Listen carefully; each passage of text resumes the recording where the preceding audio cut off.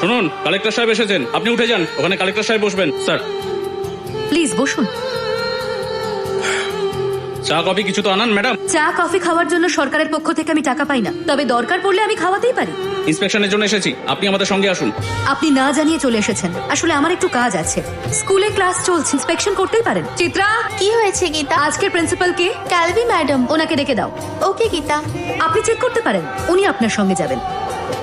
a cube plus 2ab Good morning, plus sir. b cube, সেখান থেকে যদি আমরা দাও তো, বলছি না সামনে।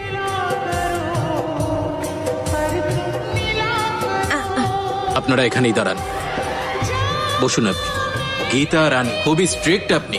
আপনার স্কুলের ব্যাপারে আমার কাছে একগুচ্ছ অভিযোগ জমা পড়ে। পুরো অফিসারদের মেসেজ এসেছিল, তাই আমি নিজেই দেখতে চলে এলাম। চাকরির প্রথম দিকে আমিও আপনার মতোই ছিলাম, সেই জন্য আমার অনেকবার ট্রান্সফারও হয়েছে। নিজের খেয়াল রাখবেন।